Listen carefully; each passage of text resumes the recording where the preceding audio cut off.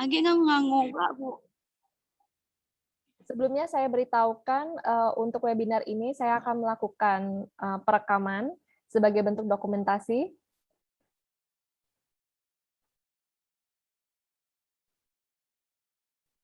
Buat yang belum menghidupkan kameranya, boleh dihidupkan, kita segera melakukan foto bersama ya.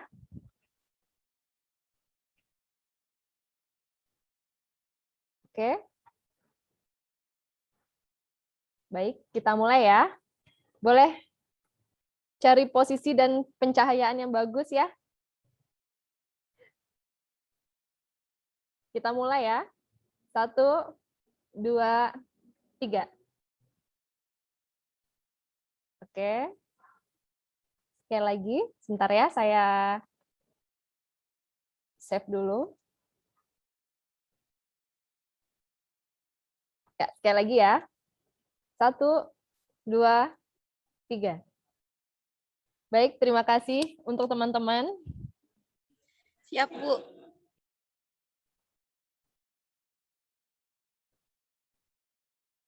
Selanjutnya kita akan memasukin susunan acara, yaitu pembacaan doa oleh Khairul Fikri. Kepada Khairul Fikri, saya persilakan. Bismillahirrahmanirrahim. Assalamualaikum warahmatullahi wabarakatuh. Waalaikumsalam warahmatullahi wabarakatuh. Waalaikumsalam warahmatullahi wabarakatuh. Waalaikumsalam warahmatullahi wabarakatuh. Ya, sebelum kita mulai webinar, kita berdoa terlebih dahulu supaya webinar kita berjalan dengan lancar. Ayo sama-sama kita angkat tangan. A'udzubillahi minasyaitonirrajim.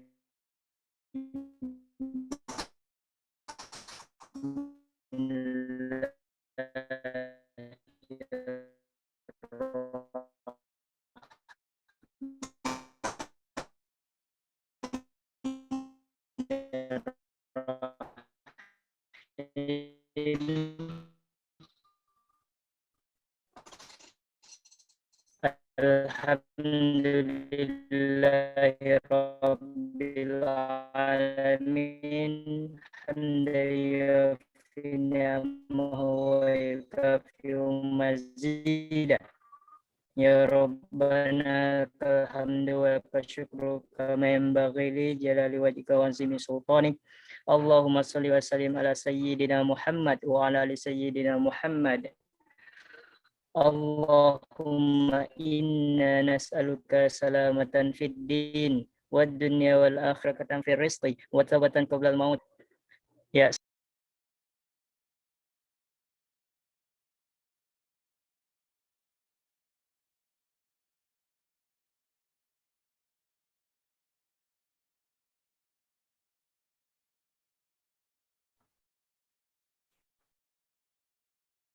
Ya, baik.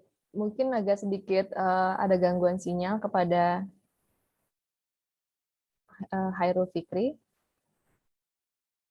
Selanjutnya kita akan memasukin langsung ke materi pokok.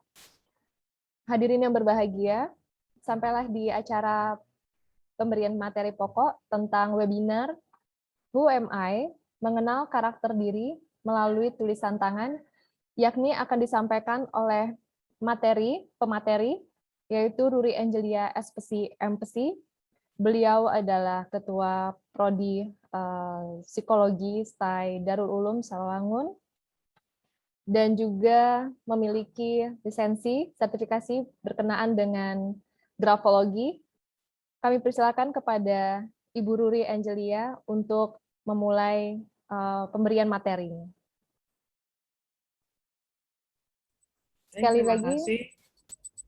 Sekali lagi saya untuk mengingatkan kepada peserta mematikan atau di mute terlebih dahulu ya suaranya. Baik, silakan Ibu Ruri Angelia. Baik, terima kasih Mbak Jini. Assalamualaikum warahmatullahi wabarakatuh. Kedengaran suara saya, izin? Waalaikumsalam warahmatullahi wabarakatuh. Dengar, Bu. Dengar, Bu. Selamat pagi. Apa kabar semuanya hari ini? Insya Allah mudah-mudahan dalam keadaan sehat walafiat. Ya. Nah, langsung aja saya share screen materinya.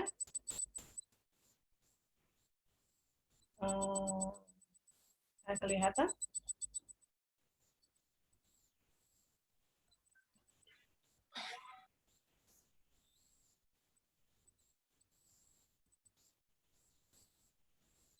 Kelihatan ya?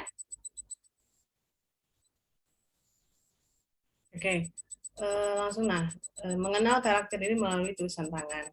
Nah, biasanya untuk di beberapa daerah ataupun kalangan, ada biasanya kita mengenal karakter diri itu bisa melalui alat tes biasanya di psikologi. Nah, kali ini saya akan membahas tentang bagaimana mengenal karakter diri melalui tulisan tangan. Apa sih yang dimaksud gitu ya? Nah, sebelumnya itu ada istilah dari yang dikemukakan sama Erika, bahwa grafologi merupakan salah satu sistem hasil penelitian yang sudah tervalidasi untuk menggambarkan kepribadian seseorang melalui analisis tulisan tangan. Jadi kalau istilahnya, kalau di analisis tulisan tangan itu adalah grafologi, yang dimaksud adalah grafologi. Jadi terkenal bahasanya di kalangan dalam kita itu grafologi. Nah, Erika Karus ini adalah seorang psikolog juga dari Amerika. Beliau profesor. Beliau juga mendirikan pendidikan sebuah lembaga pendidikan yang berfokus di analisis tulisan tangan. Nah, grafologi yang dimaksud adalah kenapa kita bisa menilai atau mengetahui karakter diri kita atau kepribadian kita tuh melalui tulisan tangan. Karena dari tulisan tangan itu kita bisa melihat hal-hal yang tidak muncul. Contoh kalau misalnya kita berbicara, kita bisa mengendalikan atau memanipulasi gitu. Tapi ketika kita menulis, itu sama sekali tidak dimanipulasi kan, karena itu merupakan langsung dari alam bawah sadar kita, langsung dari melalui pikiran kita dan otak kita gitu. Yang di sini grafologi adalah media introspeksi diri kita untuk mengenali perubahan yang sedang kita alami dan juga masalah yang tidak tersampaikan melalui kata-kata. Jadi pernah nggak kalau misalnya kita sedang mood atau sedang tidak mood ketika menulis sama atau beda? Jelas sekali berbeda. Ketika kita sedang menulis dengan rasa bahagia atau rasanya sedang sedih gitu atau sedang apa, pasti ada perubahan dalam tulisan tangan. Nah, apa sih keistimewaannya grafologi? Nah, keunikannya dalam grafologi atau analisis tulisan tangan adalah kita mampu mengungkapkan hal-hal yang tidak tersampaikan tadi gitu. Jadi ketika misalnya ada beberapa orang yang misalnya konsultasi ataupun konseling gitu. Nah, itu kan seperti kita bicara, kita mampu bisa mengendalikan pikiran. Namun ketika kita menulis, kita tidak sulit mengendalikan itu gitu. Karena sudah refleks kita menulis dengan yang menunjukkan dengan kepribadiannya kita.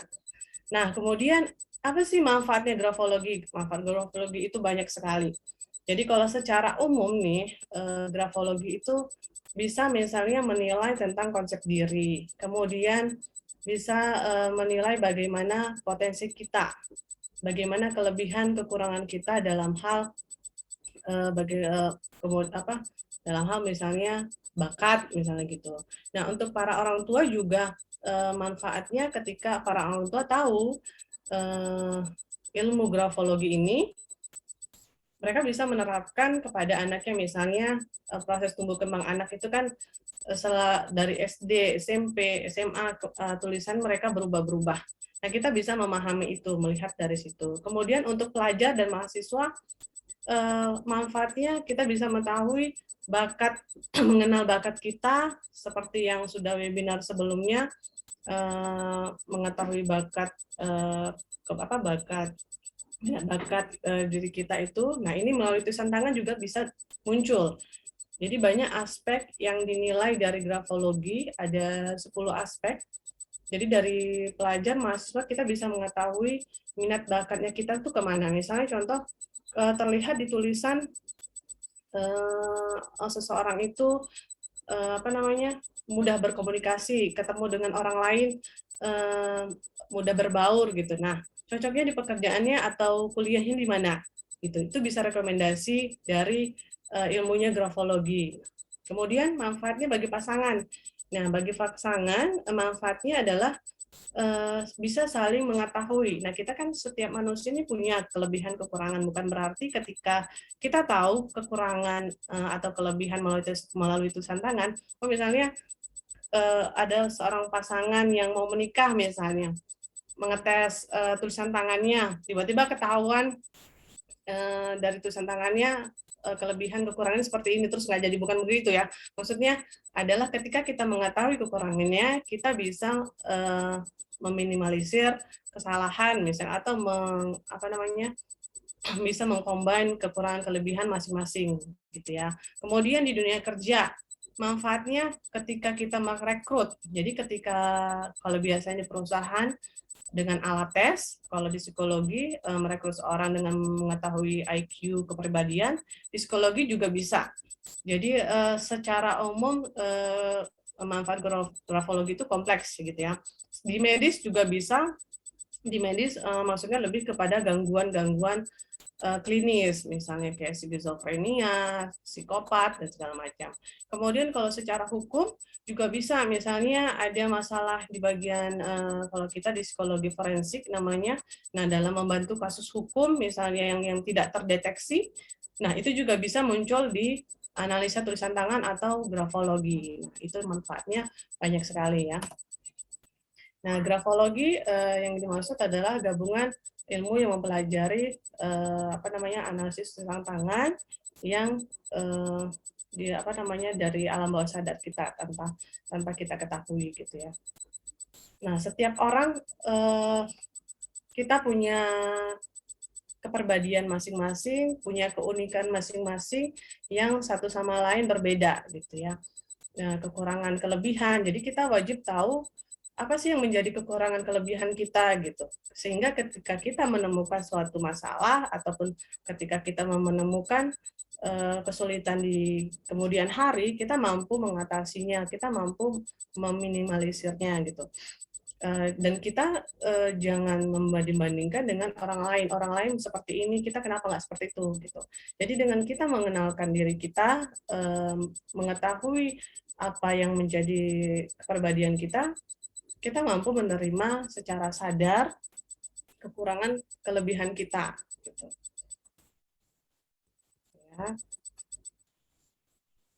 Ya.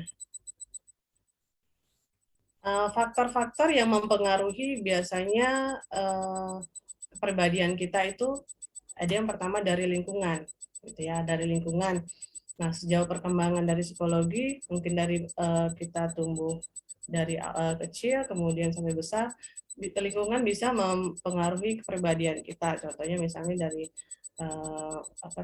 norma yang ada, kemudian ada penelitian, pembelajaran dan segala macam. Kemudian ada juga dari berdasarkan contoh gitu. Contoh misalnya genetik. Nah, genetik salah satunya adalah keturunan dari keluarganya kita. Misalnya, nah ada beberapa mungkin kelebihan kekurangan dari para orang tua kita yang nurun kepada kita. Nah, otomatis secara tidak sadar kadang-kadang ada yang kita turunkan dan itu sebenarnya buruk bagi kita. Namun ketika kita menyadari bahwasanya itu tidak baik gitu, kita bisa berproses untuk tidak melakukan hal itu. Contoh misalnya ketika kita mengasuh anak, misalnya para orang tua yang mengasuh anak, biasanya dengan kita dulu diterima di keluarga misalnya dengan sikap yang otoriter, misalnya orang tua tidak pernah mendengar gitu kan. Namun ketika kita menyadari bahwasanya itu kita tidak bagus, tidak baik, maka kita mampu meminimalisir kekurangan itu. Mau nggak mau sebenarnya bisa muncul di kita gitu. Tapi kalau kita menyadari bahwasanya itu sebagai keturunan kepribadian, itu bisa kita minimalisir. Kemudian ada di pengalaman. Pengalaman juga sebagai pembentuk kepribadian kita selama kita hidup. Kita ini kan selama kita dari kecil sampai kita terus berlanjut bertumbuh, kita terus belajar. Jadi banyak pengalaman-pengalaman yang membuat kita itu apakah kita semakin bertambah naik kelasnya atau malah stuck atau malah turun gitu. Itu yang pengalaman seorang kepribadian yang menunjukkan bahwa kita itu memiliki kepribadian yang bisa berubah baik dan juga bisa menjadi tidak baik gitu ya.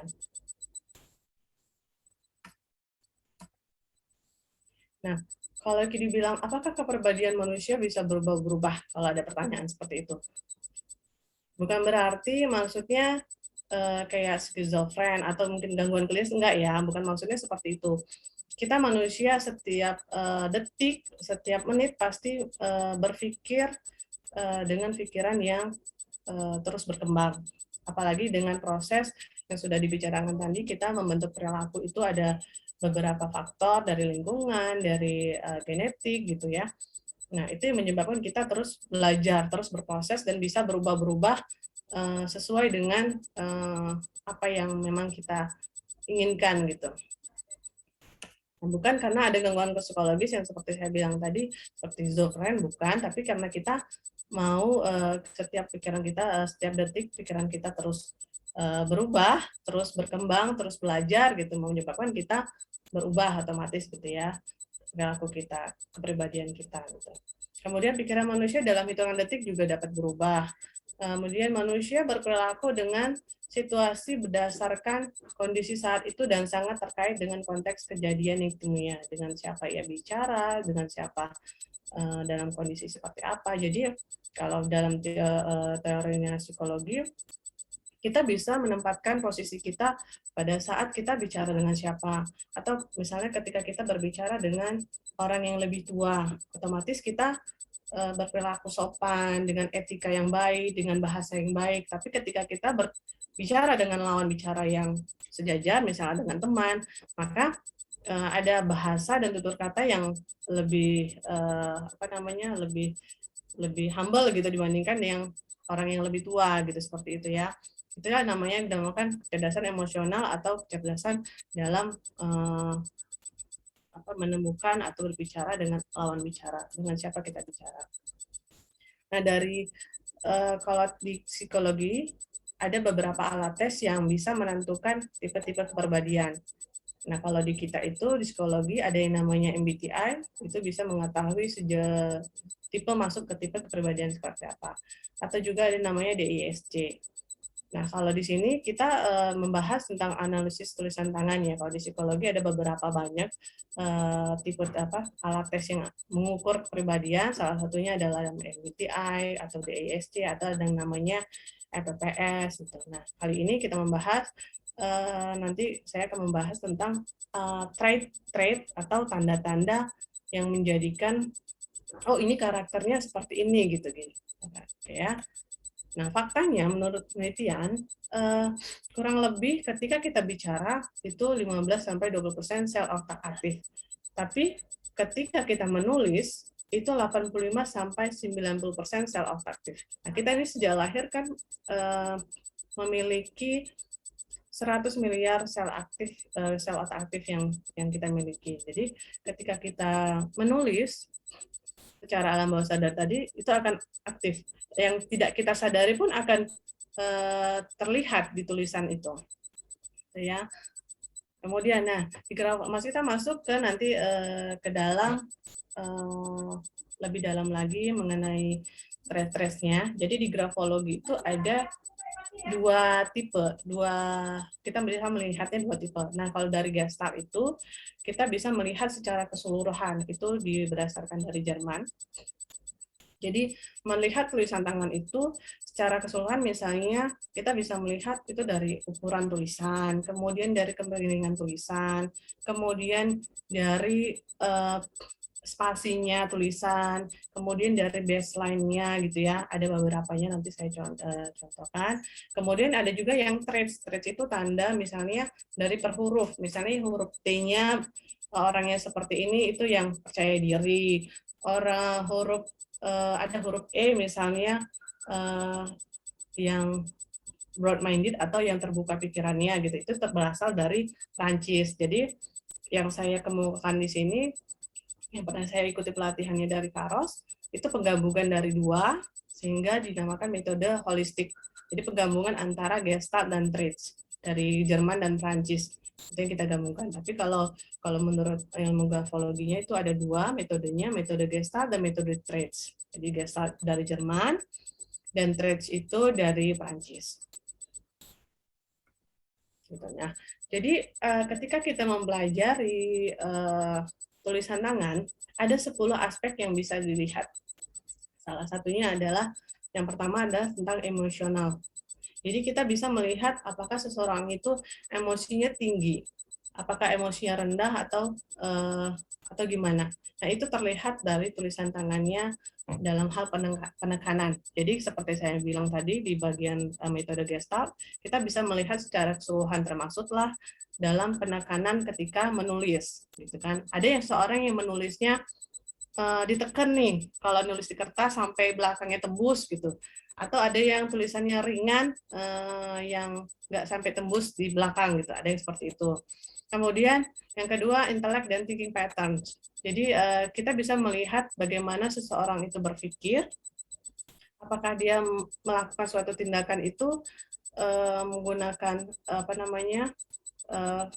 akalnya dengan, kalau kita bilang IQ-nya bagus gitu kan, atau sedang gitu. Jadi itu bisa terlihat bagaimana dia berperilaku, misalnya melihat sesuatu itu, dia orangnya investigatif atau analytical thinking misalnya seperti itu.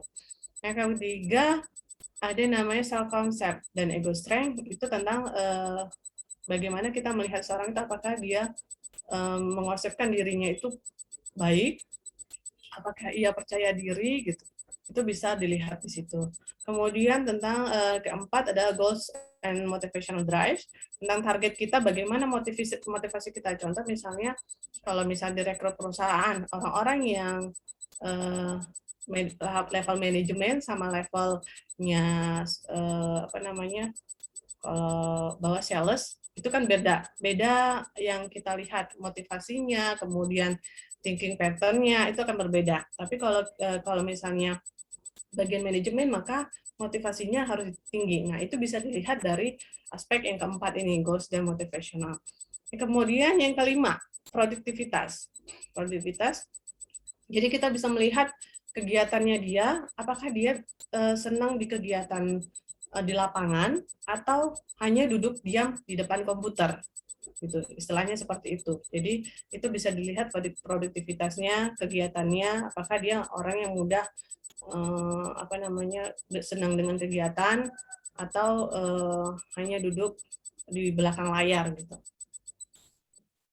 Kemudian yang keenam tentang komunikasi dan hubungan relasi dengan sosial orang lain, apakah orang tersebut berkomunikasi dengan baik, kemudian dengan orang lain mudah berbaur. Ada yang kalau kita bilang tuh di psikologi introvert dan ekstrovert, seperti itu ya, introvert yang tertutup, ekstrovert yang terbuka. Nah, itu bisa dilihat di situ. Kemudian yang ketujuh adalah komunikasi, kemampuan komunikasi. Nah, apakah seseorang itu komunikatif ketika berbicara? Nah, kalau kita misalnya melihat tulisan tangan yang komunikatif, misalnya dalam hal jurusan minat bakat, kita bisa menyarankan jurusannya misalnya untuk kuliah di bagian PR, gitu ya, seperti itu. Kemudian ada juga tentang aptitude dan professional learning atau bakat misalnya. Nah, kita juga bisa melihat bakat seseorang itu di mana. Apakah di seni, apakah di bagian otomotif gitu ya. Kemudian ke-9 adalah ketakutan. Ketakutan biasanya berhubungan dengan trauma gitu ya. Biasanya kalau misalnya ada seseorang yang trauma masa kecil ataupun dalam beberapa waktu lalu timbul kejadian yang tidak mengenakan, maka bisa jadi muncul di tulisan tangannya. Kemudian yang terakhir adalah defense, pertahanan diri. Ketika seseorang mampu menyembunyikan rahasia, kemudian egois, kemudian egoisnya tinggi dan sifat yang lebih mempertahankan diri, itu bisa muncul di tulisan tangan gitu. Jadi banyak sekali aspek yang bisa kita lihat di tulisan tangan ini, sangat-sangat kompleks, dan ketika kita tertarik dengan tulisan tangan ini dan kita mampu memahaminya, maka akan akan sangat bagus gitu ya. Nah, seperti saya bilang tadi, di Gestalt, kalau kita lihat analisanya secara keseluruhan, itu ada 3 yang bisa dilihat: ukuran, bentuk, dan gerak. Nah, kalau ukuran, itu bisa kita lihat dari ukuran tulisannya, apakah dia besar atau kecil gitu ya.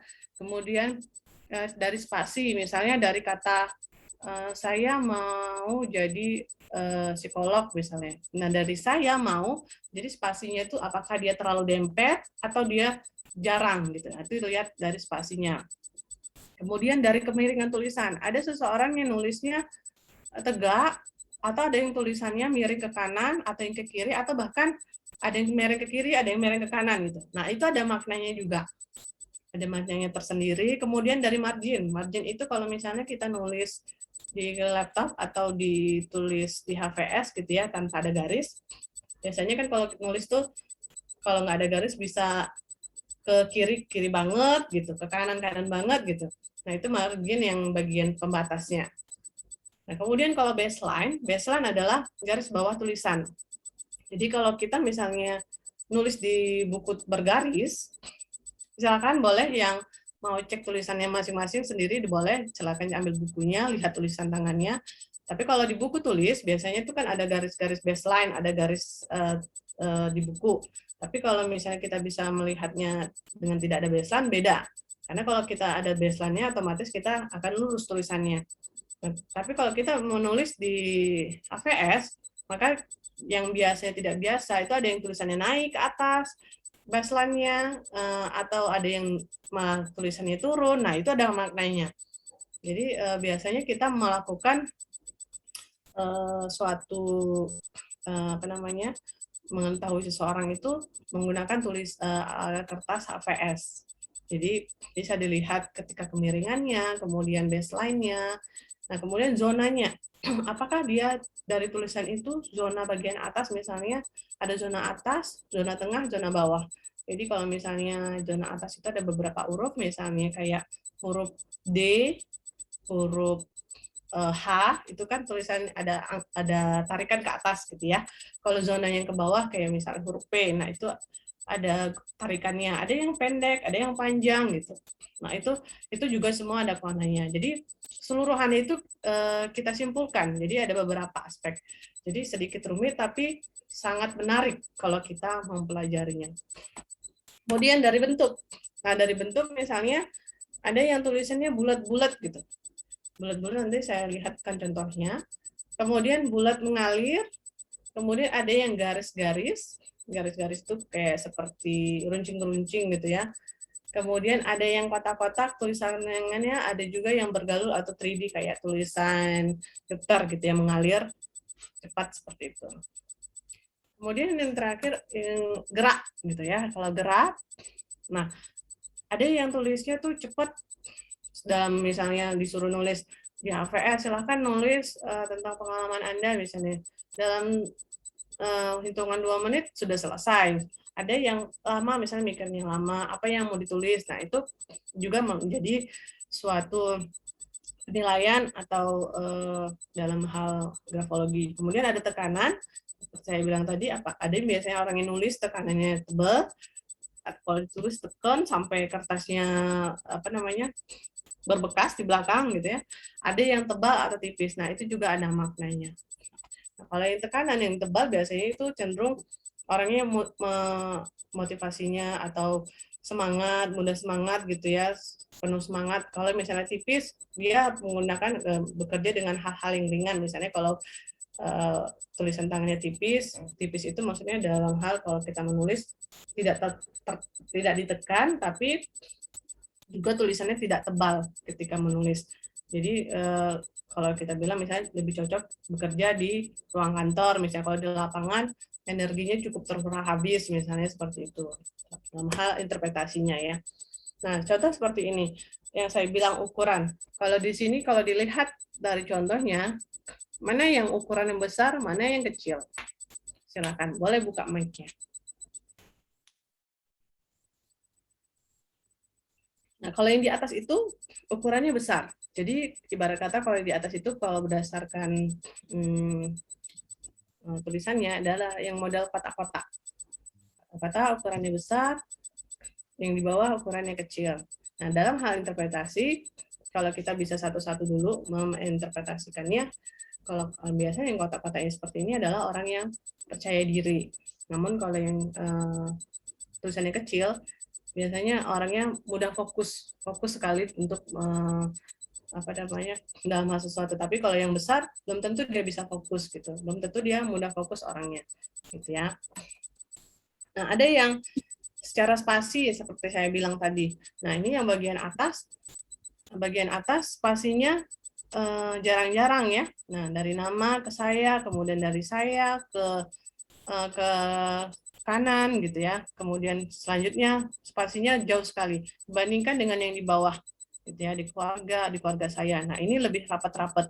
Nah, itu juga ada interestnya. Jadi, kalau interpretasi di atas itu biasanya kecenderungannya adalah dengan orang lain itu sangat privasi. Jadi, sangat mudah menjaga rahasia gitu, sangat mudah menjaga rahasia dan sama orang juga bisa berjarak. Tetapi di bawah ini bisa menunjukkan kecenderungannya cepat mudah berbaur misalnya gitu.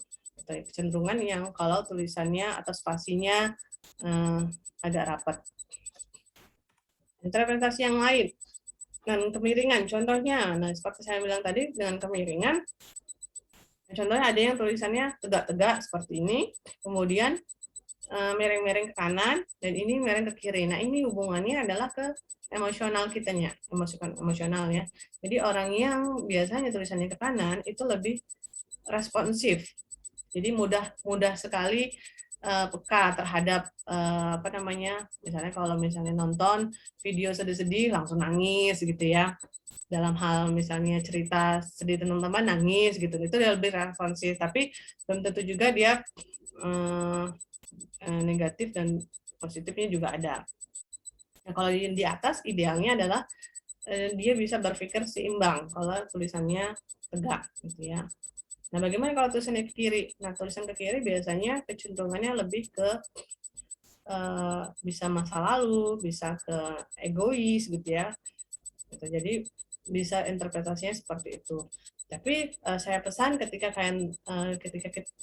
kita mengetahui ini, ngikutin ini, saya ngasih materi, bukan berarti misalnya kalian melihat nanti ketemu temennya tulisan tangan ke kanan, wah ini orangnya mudah nangis nih, atau yang ke kiri nih orangnya lihat masa lalu nih nggak bisa move on, bukan begitu ya. Itu makanya saya bilang tidak bisa menjudge atau menginterpretasi tanpa adanya keahlian, tapi ini sedikit gambaran ataupun supaya kalian paham gitu ya.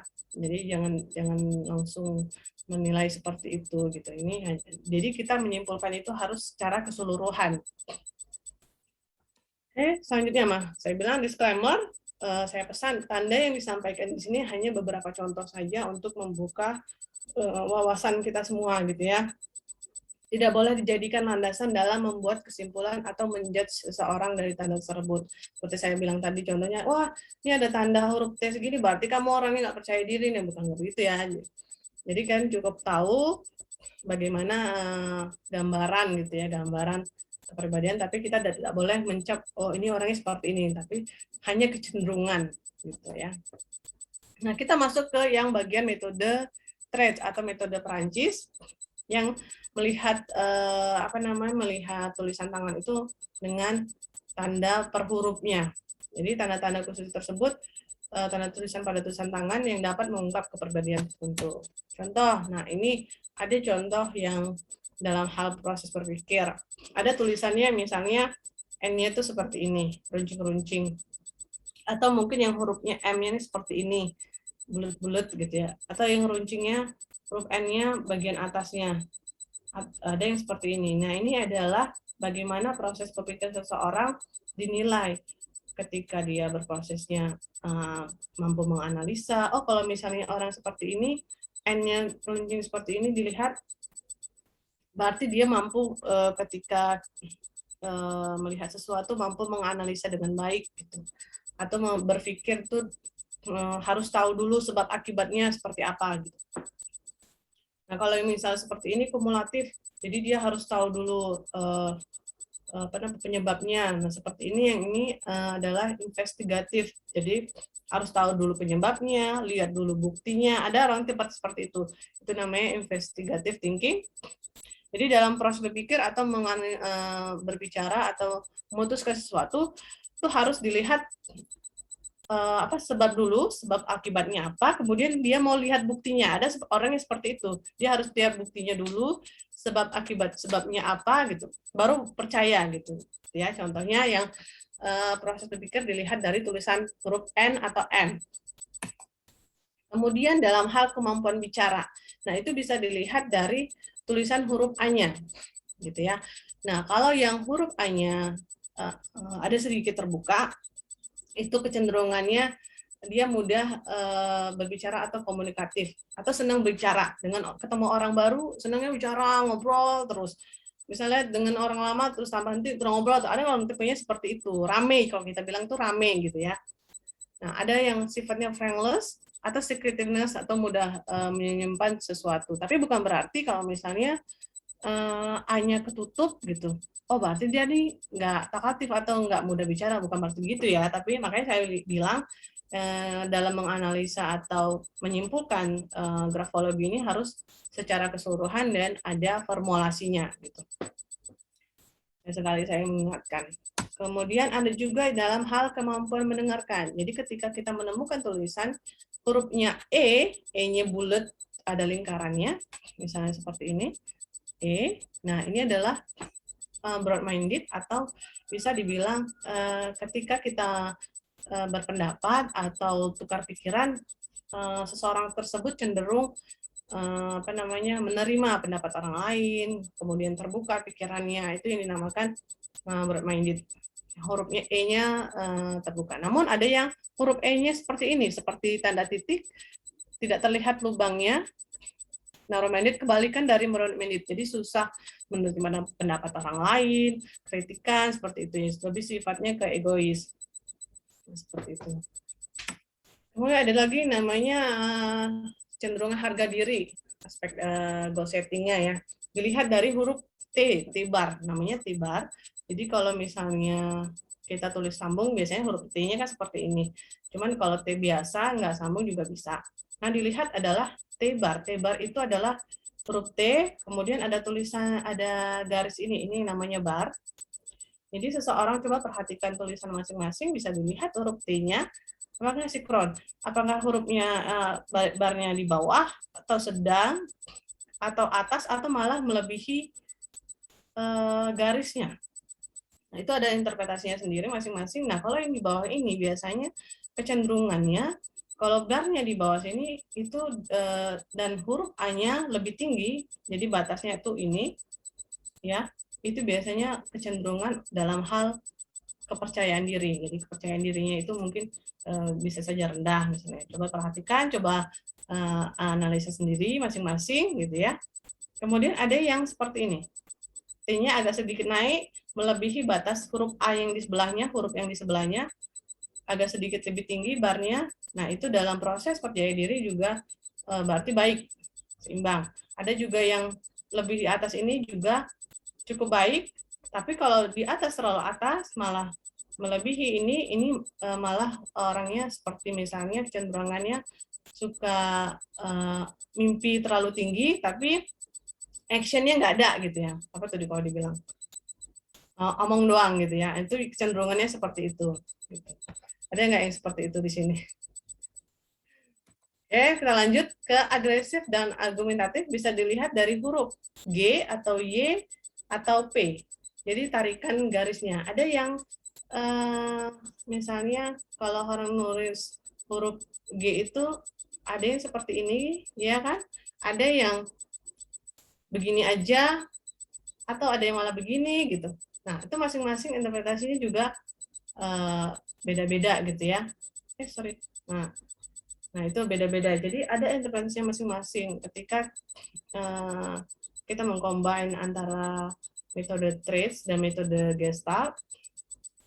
Ini hal-hal yang berhubungan dengan argumentatif. Jadi ketika ada seseorang komentar, dia berbicara, dia mampu mengungkapkan pendapatnya, kemudian berani mengutarakan suaranya, itu yang seperti itu.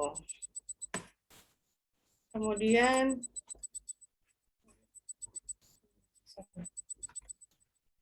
nah, ini ketelitian, ketekunan, kesabaran. Bisa dilihat ketelitian itu di huruf I. Jadi kalau yang bisa lihat tulisan tangannya, ada tulisan yang menulis I-nya itu nggak ada. Gitu. Jadi misalnya menulis putih misalnya. Dalam I-nya itu nggak ditulis titiknya. Nah, itu mencerminkan atau kecenderungannya seseorang kurang teliti, gitu ya.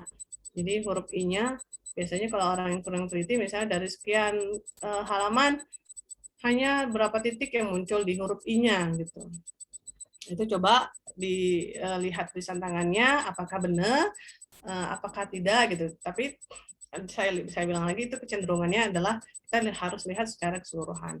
Kemudian ada yang namanya ketekunan atau kesabaran. Biasanya orang yang mudah cepet-cepet atau buru-buru gitu. Nah, yang biasanya kalau melakukan sesuatu harus tergesa-gesa itu biasanya huruf I-nya tidak pas di atas huruf I ya. Jadi titiknya itu agak berlebih ke depan gitu.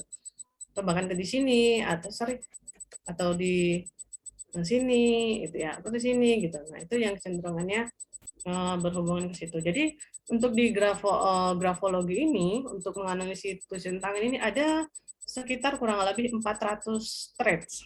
Jadi saya hanya menggambarkan beberapa traits saja. Kalau cukup 4 traits kita bahas di sini juga nggak cukup waktunya ya. Jadi saya hanya membahas beberapa traits ataupun metode Gestalt yang secara keseluruhan. Nanti kita bisa sesi tanya jawab. Mungkin cukup materi hari ini. Sekian penjelasan dari saya mengenai grafologi, analisis tulisan tangan. Terima kasih waktunya. Saya tutup. Wabillahi taufiq wal hidayah. Assalamualaikum warahmatullahi wabarakatuh. Saya kembalikan kepada Mbak Dini. Baik, terima kasih kepada Ibu Ruri Angelia atas materi yang telah disampaikan mengenai grafologi. Sangat menarik. Buat para peserta yang ingin bertanya, boleh nanti klik di bagian reaction. Itu ada pilihan raise hand. Silakan sebut nama dan kemudian silakan bertanya. Ya, kepada Mas Aryan, silakan untuk di unmute. Cek, halo. Ya. Baiklah. Assalamualaikum warahmatullahi wabarakatuh. Waalaikumsalam warahmatullahi wabarakatuh. Perkenalkan, nama saya Aryan Aprizal, jurusan Psikologi semester 1.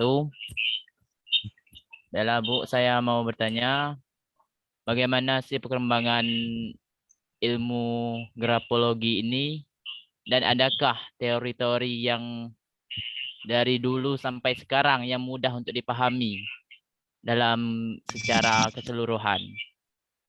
Baiklah, itulah pertanyaan dari saya, Bu. Saya Iri, Allahumma fi'ila wa min tariq. Wassalamualaikum warahmatullahi wabarakatuh. Waalaikumsalam warahmatullahi wabarakatuh. Baik, kita batasin aja pertanyaannya kurang lebih 5 pertanyaan, Ibu Ruri, Angelia, atau lebih? Sepertinya banyak yang bertanya, karena menarik ya untuk tema grafologi. Boleh 3 pertanyaan dulu, nanti baru kita buka lagi.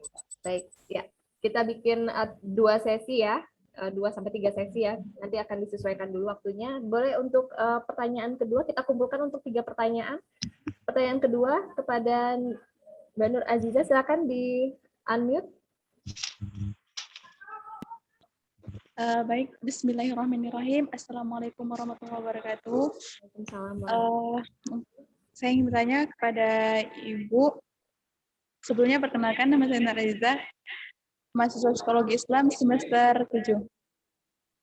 Sebelumnya mohon maaf Ibu jika kami sedikit sibuk di sini karena masih dalam suasana PKL. Jadi mungkin langsung saja. Tadi kan grafologi termasuk salah satu cara untuk mengetahui kepribadian individu. Nah, yang saya tanyakan, seberapa akuratkah hasil yang didapatkan dari grafologi tersebut, dan pada tes apakah grafologi bisa digunakan? Apakah bisa di bagian perusahaan, di sekolah-sekolah, atau di psikotes tertentu? Sekian, terima kasih. Assalamualaikum warahmatullahi wabarakatuh. Terima kasih kepada Mbak Nur Aziza atas pertanyaannya. Satu pertanyaan lagi itu Inawati. Nanti kita akan buka kembali di sesi kedua. Silakan di unmute untuk speakernya. Bismillahirrahmanirrahim. Assalamualaikum warahmatullahi wabarakatuh. Baiklah, saya ingin bertanya, Bu, bagaimana cara meningkatkan tulis tangan bagi mahasiswa atau mahasiswi yang malas? Padahal dia memiliki bakat menulis, tapi dia malas, Bu. Bagaimana cara meningkatkan? Terima kasih. Wassalamualaikum warahmatullahi wabarakatuh. Baik, terima kasih kepada Inawati. Kita nanti akan buka ya di sesi kedua ya, Hairul. Silakan Ibu Ruri Angelia untuk bisa menjawab 3 pertanyaan dari Aryan, Nur Azizah, dan juga Inawati. Oke, baik, terima kasih atas pertanyaannya. Saya jawab pertanyaan yang pertama dari Aryan Afriza.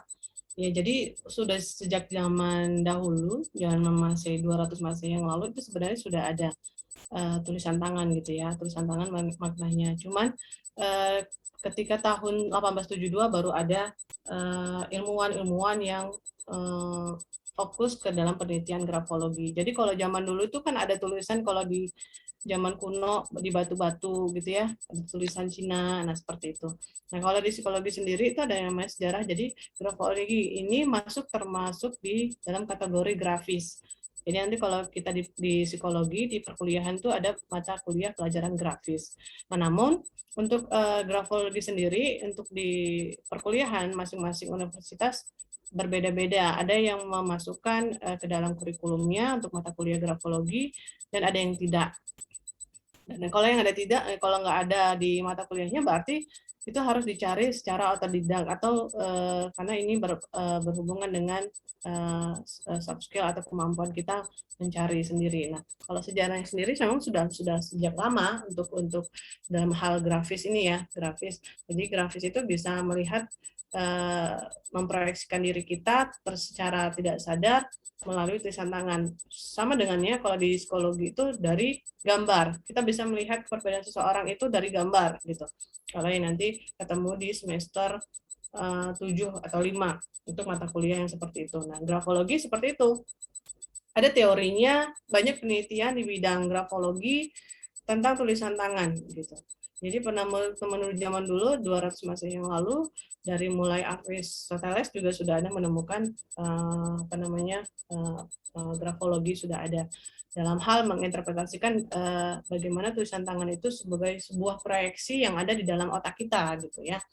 Jadi sejalannya dengan waktu, pada tahun 1879 baru ada penelitian dari fokus dari penelitian dari tokoh-tokoh para ilmuwan psikologi kan banyak tuh dari luar negeri, kemudian baru terbentuklah grafologi gitu. Ada lagi mau ditanyain, Arya? Cukup, Bu. Ya baik, terima kasih.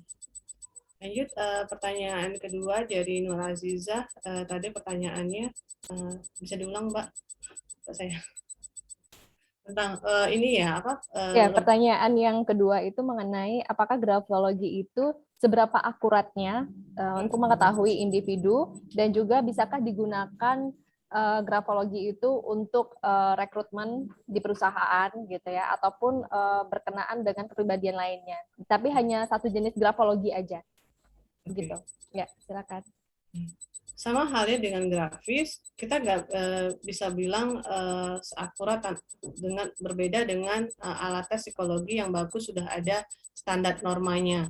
Jadi kalau yang grafologi ini karena dia pembentukannya berhubungan dengan apa namanya traits atau tanda dengan orang, kemudian secara tidak sadar proyeksi itu berbeda. Katakanlah misalnya kayak kita grafologi sama dengan grafis, jadi tidak bisa diukur baku standarnya itu berapa, normanya gimana. Tapi kalau sejauh kita memahami cara penilaiannya, cara menginterpretasinya, kemudian paham dengan apa namanya teori dan trace-trace-nya, kemudian ditambah dengan pengalaman, maka itu bisa akurat gitu. Jadi itu tergantung dari masing-masing individu menilai atau soft skill-nya mengenai grafologi.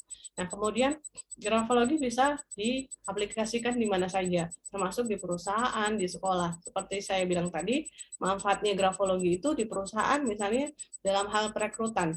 Jadi kalau misalnya untuk biasanya menggunakan metode interview misalnya atau menggunakan alat tes dalam hal memilih kandidat karyawan.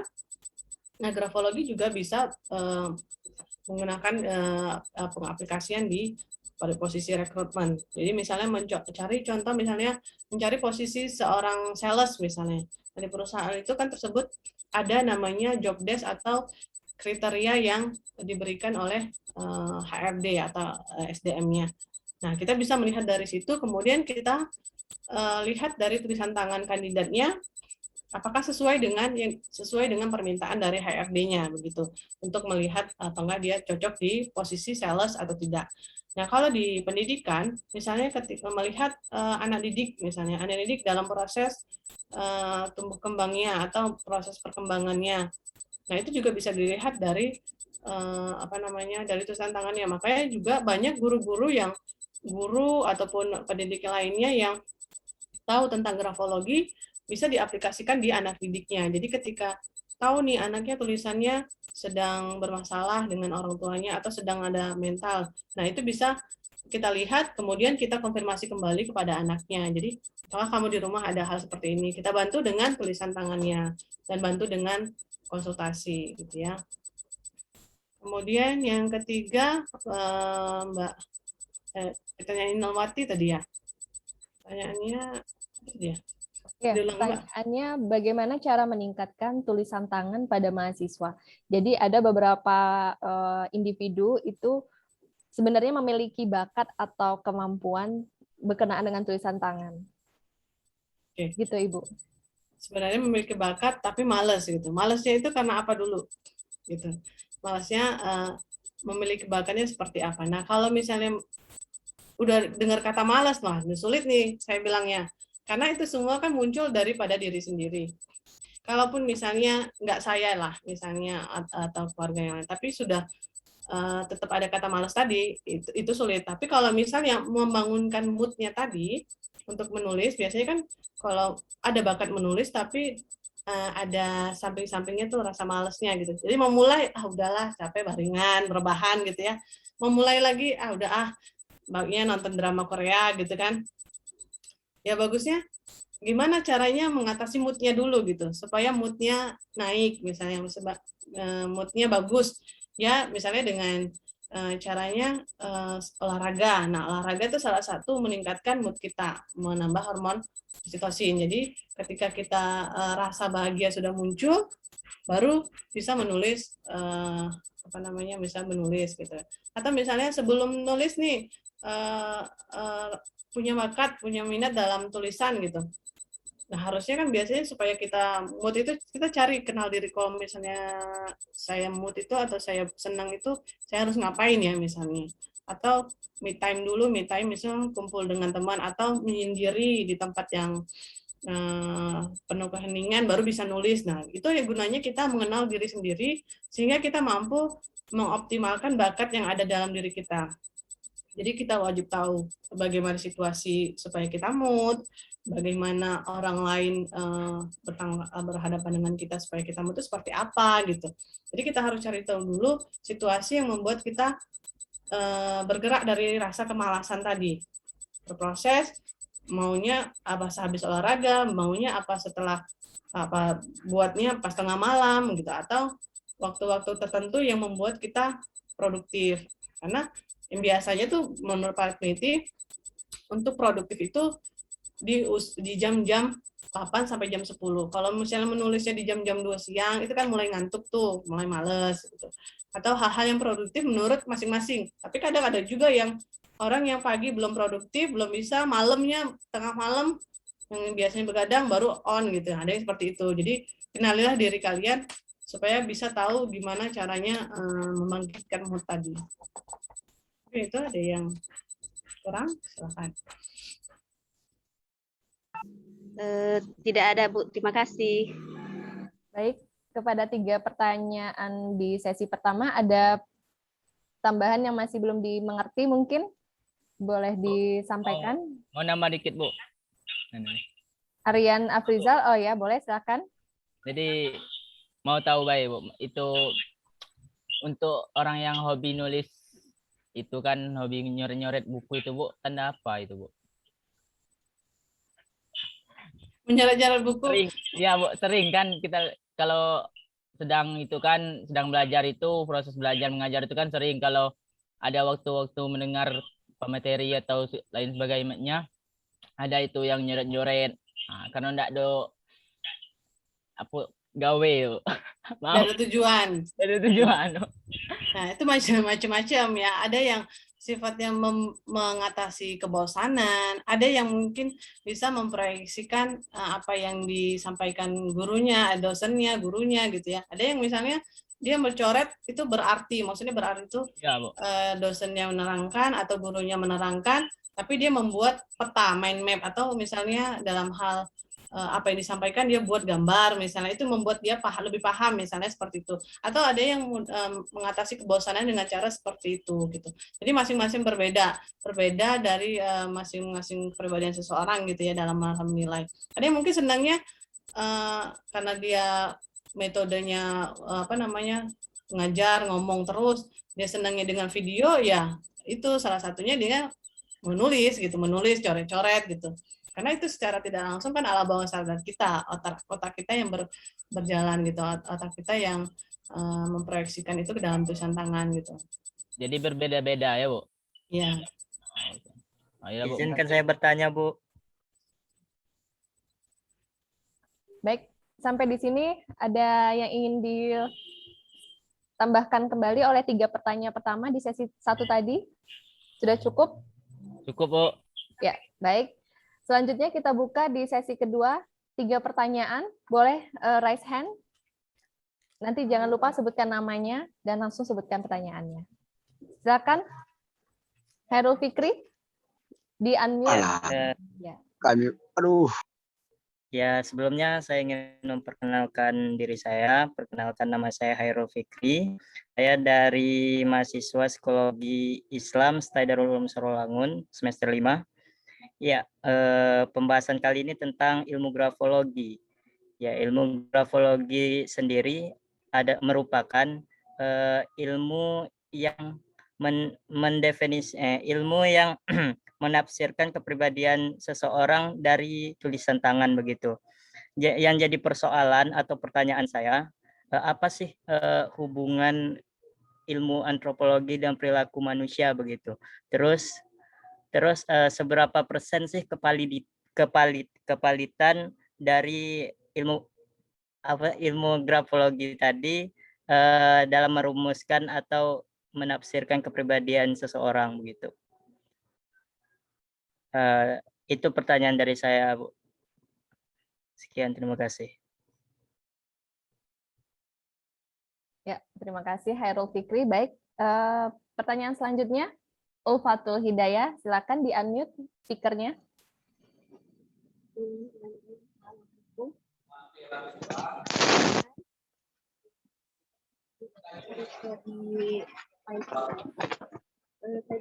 ada di Mohon maaf, Mbak Ulfatul, suaranya kurang dengar. Mungkin bisa mikrofonnya atau apa? Ya, silakan. Ini Bu, tadi di materi itu menjelaskan bahwa apa? Ketika tulisan kita tidak seperti biasanya, berbeda-beda. Nah, itu menandakan apakah memang dari mood kita sendiri ataukah memang yang kita dari mood kita sendiri.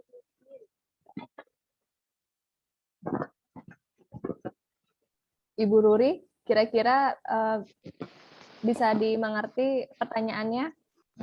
Atau mungkin Mbak Ulfatul boleh di chat aja biar lebih jelas lagi gitu. Ya. Di chat deh, Bu. Kalau misalnya nggak jelas. Ya, boleh. Mbak Ulfatul nanti di chat aja ya. Saya Bu Erza. Ya, boleh. Mbak Erza. Mbak Erza Bu. Kalau dalam orang Jawa manggilnya Mbak itu kan bisa muda, bisa tua gitu. Oke, Ade Erza Winanda, silakan untuk pertanyaannya. Kak. Baik, Assalamualaikum warahmatullahi wabarakatuh.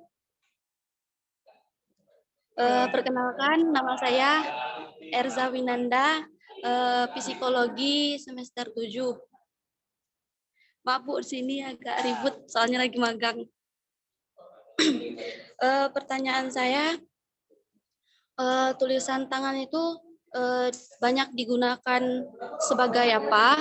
Terus apakah untuk pribadi sendiri atau ada hal-hal tertentu? Itu saja, Bu.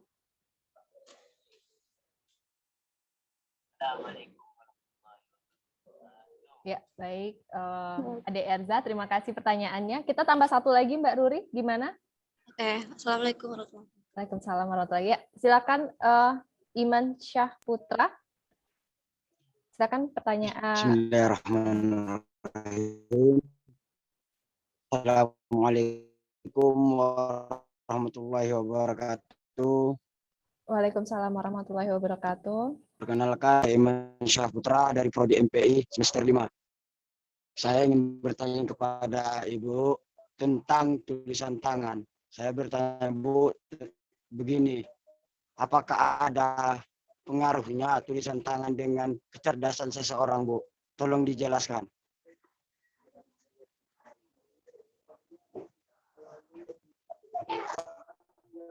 Ya, baik. Terima kasih kepada Iman Syah Putra. Mungkin untuk Ulfatul Hidayah boleh melalui teks chat aja ya, karena tadi ketika disampaikan secara langsung kurang begitu dipahamin. Kita tunggu ya, Ulfatul. Silakan Ibu Ruri Angelia untuk menjawab pertanyaan dari yang pertama Hairul Fikri. Baik, saya jawab dari pertanyaan Khairul Fikri. Apakah ada hubungan antara antropologi dengan grafologi, begitu ya? Kemudian bagaimana kevaliditasnya, gitu, seperti itu ya? Iya, Bu, benar.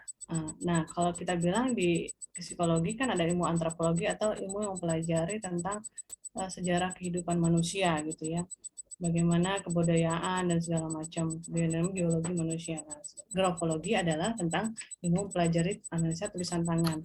Nah, jadi kenapa dibilang sebenarnya ada hubungan ketertarikan adalah sejarah kehidupan manusia. Jadi ketika kita mampu memahami proses-proses perkembangan manusia, kemudian proses-proses sejarah kehidupan, kita mampu melihat aspek penilaian dari grafologi. Nah, jadi penilaian lebih khusus untuk mahasiswa psikologi ketika mempelajari ilmu grafologi itu akan sangat combine, akan sangat relate gitu ya, karena ilmu grafologi yang didapat itu banyak berhubungan dengan proses kehidupan manusia, sehingga ketika kita mempresentasikan hasil dari grafologinya itu akan relate, mudah dibandingkan dengan yang yang tidak di jurusan psikologi, karena kan di psikologi banyak mata kuliah tentang perilaku, perkembangan manusia dari tingkah laku dan segala macam. Nah itu sangat relate. Jadi ada sebenarnya ilmu grafologi itu nggak hanya orang psikologi aja yang ikut, bahkan orang yang di hukum, kemudian orang yang ekonomi, bagian ekonomi atau yang lain, ada juga yang mengikuti grafologi. Cuman kita kelebihannya ilmunya lebih dapat karena kita di mata kuliah kita mempelajari proses kehidupan manusia dari mulai tingkah laku, kemudian dibantu juga dengan alat tes. Itu salah satu kelebihan mahasiswa psikologi atau orang psikologi yang mengetahui sejauh mana grafologi ini, gitu manfaatnya. Jadi sangat relate. Jadi ada hubungannya juga dengan proses ketika kita nanti menganalisa gitu. Jadi kita tahu proses awalnya itu seperti apa, tumbuh kembang manusia dan segala macam. Kemudian valid tidaknya seperti saya bilang di pertanyaan tadi Nur Aziza, hampir mirip gitu ya. Apakah keakuratannya gitu bisa dalam hal memprestasikan atau menganalisis keseluruhannya, itu dilihat lagi dari kompetensinya, atau adakah misalnya karena untuk mempelajari grafologi ini enggak setahun 2 tahun gitu, bahkan berpuluh-puluh tahun, karena Ya, betul. akan banyak traits. Saya bilang tadi kita mempelajari ada 400 traits itu. Traits itu adalah huruf-huruf gitu, huruf-huruf, karena setiap manusia tidak ada pola pikir yang sama semua gitu. Kalau kita bilang mungkin ada 1-2, tapi tidak, misalnya dari 10 itu pemikirannya sama enggak gitu kan. Termasuk juga tulisan tangannya, tidak ada yang benar-benar mirip. Jadi itulah perkembangannya. Jadi misalnya tulisan tangan si A dengan si B dengan si C itu akan berbeda-beda, walaupun misalnya ada yang mirip, dan tapi jarang sekali. Nah itu makanya kita dalam menganalisa itu dibutuhkan pengalaman dan juga kompetensi dan keahlian dalam menganalisanya, serta kemudian dalam hal administrasinya juga harus sesuai gitu, sehingga kita tidak salah menginterpretasikannya gitu. Karena kalau kita sama dengan halnya ketika kita psikotes, ketika kita salah menginterpretasikannya, maka juga nanti imbasnya ke subjeknya atau orang yang kita berikan solusi atau konsultasi gitu. Ya, ada lagi mau ditanyain? Kira-kira kurang jelas? Silakan. Ya, silakan kepada Hairul Fikri, mungkin ada tambahan, mungkin atau masih kurang jelas, boleh silakan. Jadi Bu, kan di situ tadi ada kepribadiannya gitu. Kemungkinan kan setiap kepribadian orang tuh kadang bisa berubah-ubah gitu Bu, tergantung kondisi dan perkembangannya begitu. Ya. Terus Bu, ingin menanyakan sedikit lagi, seberapa lama sih atau kepribadian seseorang itu bisa berubah-ubah gitu nah Bu? Atau apa jangka 1 tahunan atau dalam kondisi tertentu gitu nah Bu? Nah, dalam hal proses tumbuh kembang manusia, dalam proses perubahan kepribadian seseorang itu berbeda-beda, tergantung individu masing-masing gitu. Ada yang cepat, ada yang lambat gitu ya. Nah makanya kita mengenal diri sendiri itu, bagaimana kekurangan kita, bagaimana apa yang harus kita rubah. Nah itu kita sendiri yang menentukan. Nah ketika kita melihat contoh misalnya tulisan Anda di usia remaja atau SMA dengan usia yang sekarang, apakah ada perubahan tulisan tangannya? Nah, coba perhatikan perbedaan Anda, apakah ada yang berbeda? Gitu. Nah, itu sejalan dengan itu. Jadi sehingga ketika kita mengalami perubahan kepribadian dalam hal misalnya potensi ataupun dalam hal komunikasi misalnya, yang tadinya kita tidak bisa berbicara atau tidak komunikatif, karena seiringnya bertumbuh kembangnya kita, berproses, ketemu orang, ketemu ikut kegiatan dan segala macam, maka kita lebih terampil misalnya komunikatif. Nah, itu akan refleks, akan secara tidak sadar proyeksinya ke tulisan tangan, itu akan muncul gitu. Jadi perubahan itu tergantung dari kita. Apakah kita maunya cepat atau apakah kita lama gitu. Itu berbeda-beda tergantung orang sendiri gitu. Nggak bisa saya tentukan bisa cepat atau lambatnya gitu, nggak bisa. Itu tergantung masing-masing bagaimana prosesnya gitu. Prosesnya bagaimana menikmati prosesnya, karena proses itu yang membuat kita perbedaan yang membentukkan kita, seperti itu.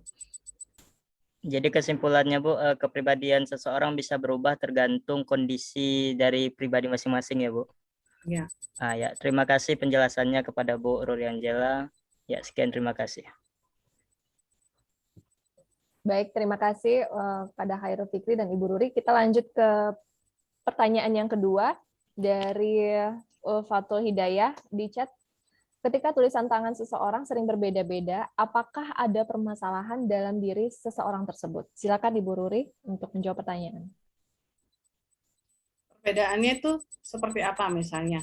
Dan biasanya kita bisa melihat tulisan, misalnya contoh, ketika mencatat dosen menerangkan atau guru menerangkan, mencatat gitu dengan cepat gitu kan, dengan tulisan yang cepat dalam kondisi, kita lihat kondisinya gitu, kondisinya, kemudian moodnya gitu. Nah kalau misalnya dibilang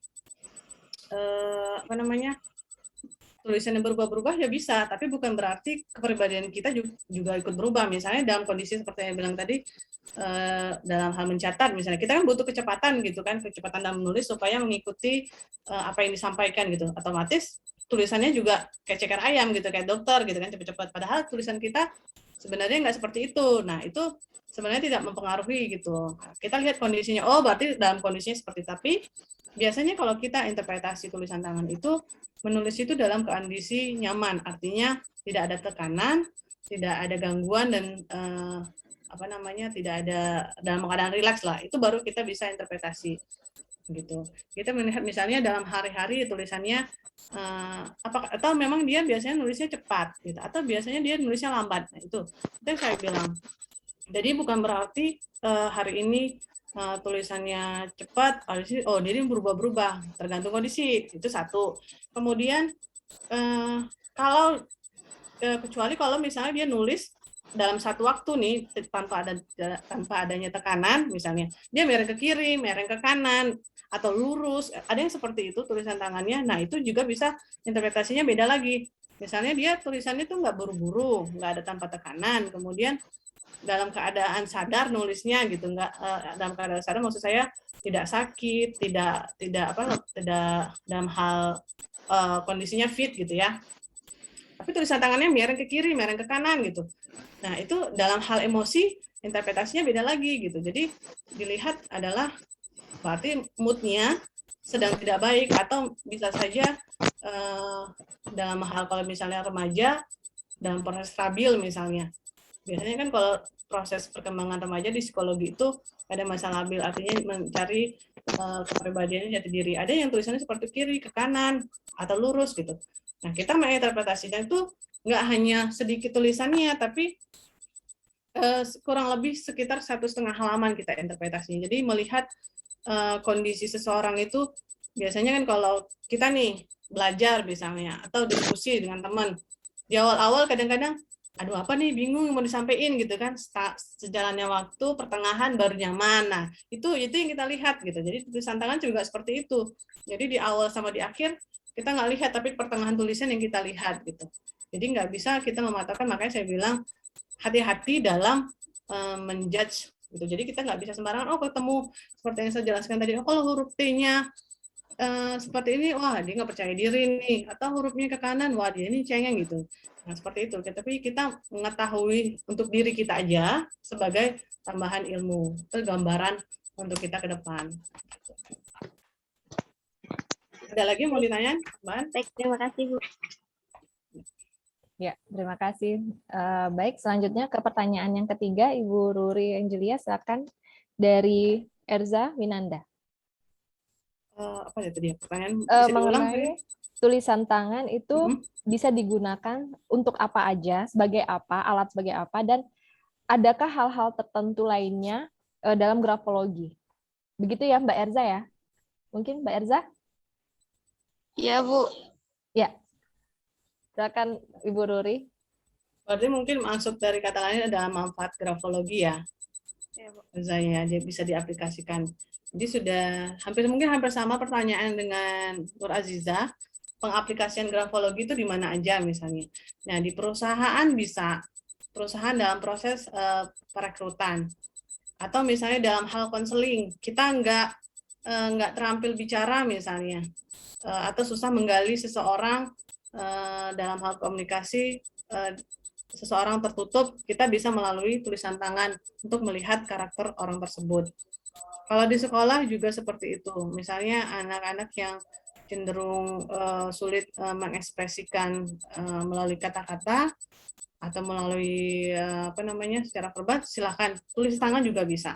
Jadi semua bisa kita di grafologi banyak manfaatnya. Secara umum juga misalnya orang tua, kemudian untuk secara medis di kasus-kasus hukum tuh banyak tuh, misalnya kasus kemarin ada anak yang umur 10 tahun, cewek yang membunuh anak usia 5 tahun gitu, padahal itu tetangganya sendiri gitu ya. Nah, dia dipelajari dari gambarnya, dari tulisan tangan, ternyata memang dia ada gangguan gitu. Dilihat dari gambarnya, karena dia memang hobi gambar, hobi menulis gitu kan. Ada gambar-gambar yang tidak sinkron gitu. Ada tulisan-tulisan yang tidak sinkron dengan kepribadiannya. Sehingga ketika ditemukan tulisannya, kemudian dilihat juga gambarnya, maka relate dia sebenarnya mengalami gangguan gitu. Nah, berarti Bu, yang ibarat itu yang banyak menggunakan ini kayak lebih ke pribadi juga ada, kayak pengen tahu pribadi saya tuh gimana gitu kan. Terus kayak yang kayak udah ada ibaratnya tuh ada gangguan atau kita mau memprediksi orang gitu kan. Gitu. Sama halnya kayak kita psikotes misalnya, sebagai alat bantu untuk dalam hal pemeriksaan psikologis, grafologi juga bisa membantu gitu. Kalau misalnya kita di psikologi mata kuliah belajar bagaimana cara mengetahui kepribadian seseorang atau intelijensinya melalui alat ukur psikologi, nah di grafologi juga bisa sebagai alat bantu tersebut. Jadi semakin banyak alat tes yang kita gunakan, maka akan semakin sinkron gitu. Baik Bu, terima kasih. Iya, sama-sama. Ya, terima kasih Erza Winanda atas pertanyaan dan jawaban dari Bu Ruri. Dan terakhir itu dari Imansyah mengenai adakah pengaruh grafologi dengan intelijensi? Gitu. Silakan Ibu Ruri untuk menjawab.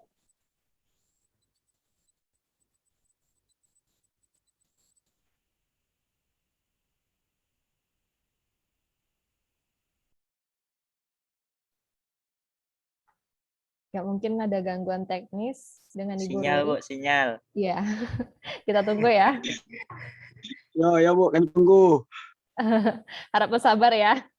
Yo, kami pengen dengar jawabannya Bu. Anda Menarik kurang ya. beruntung. Menarik ya kalau kita membahas tentang grafologi gitu ya. Yang sabar. Iya Bu. Ya, Imansyah, Anda kurang beruntung. Apa yang penting aku bertanya harus dijawab. Ya, kita masih menunggu Ibu Ruri. Oke, Ibu Ruri. Akhirnya hadir lagi. Baik, Bu. Saya ulang kembali. Ini pertanyaan dari Imansyah mengenai adakah pengaruh grafologi dengan intelijensi seseorang? Gitu. Silakan Ibu Ruri. Ya, mohon maaf tadi sedikit gangguan jaringan. Nah, seperti saya bilang di grafologi itu ada 10 aspek yang dilihat termasuk dengan intelijensi seseorang. Jadi kita bisa melihat seseorang itu dalam hal berpikir apakah seseorang itu intelijensinya baik atau sedang gitu ya. Tapi bukan berarti misalnya dalam huruf H atau huruf D gitu ya. Ada kecenderungannya ke situ. Cuman tidak bisa mematoknya, bahasanya kalau misalnya tulisan seperti ini tuh nggak pintar, enggak ya. Kita bisa sebagai alat bantu. Namun kita bisa mengetahui seseorang itu cerdasnya dari mana. Dari secara keseluruhan misalnya kita bisa menilai kecerdasan orang itu dari bagaimana analisa berpikirnya gitu.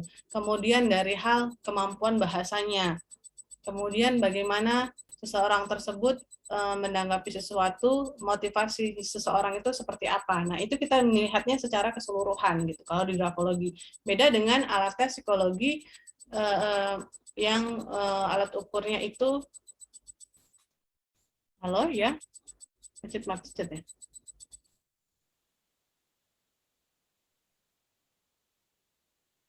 Ibu Ruri, mungkin bisa di-off-kan dulu kameranya biar sinyalnya baik.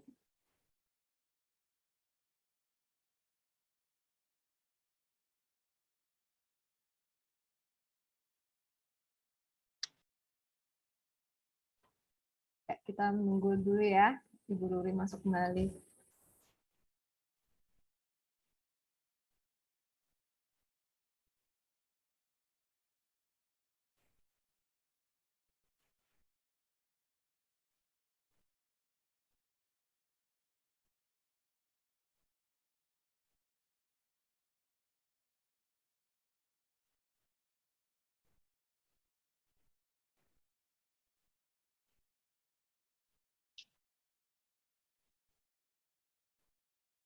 Oke, baik.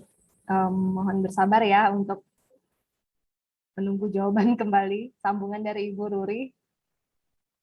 Iya Bu, kami menunggunya. Mungkin ada beberapa teman-teman atau para peserta yang ingin bertanya mengenai grafologi.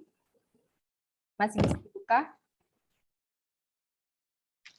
2 pertanyaan.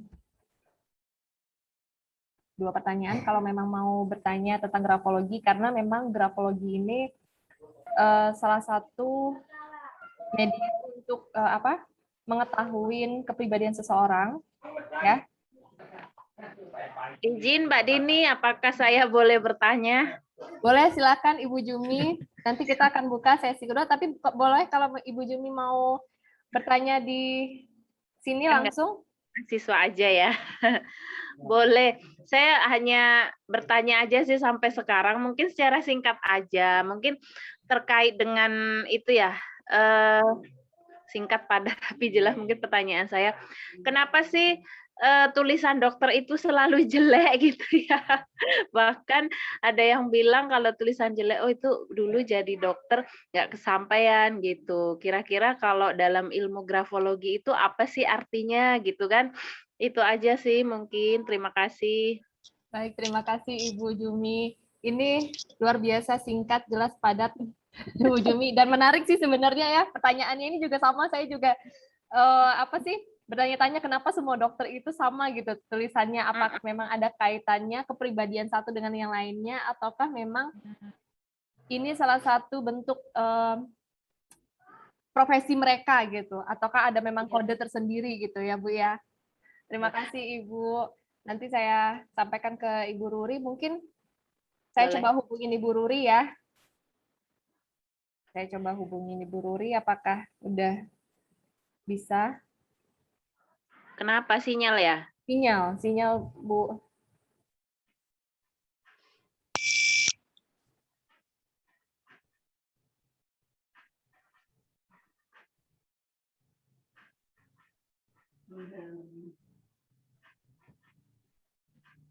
Ya, kira-kira peserta yang lain masih ada pertanyaan tambahan? Karena Ibu Ruri memang memiliki lisensi berkenaan dengan ilmu grafologi.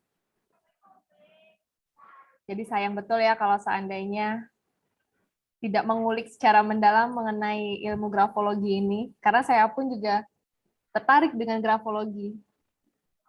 Silakan kalau mau ada yang bertanya, mungkin Pak Khairan atau Ibu Nani, boleh?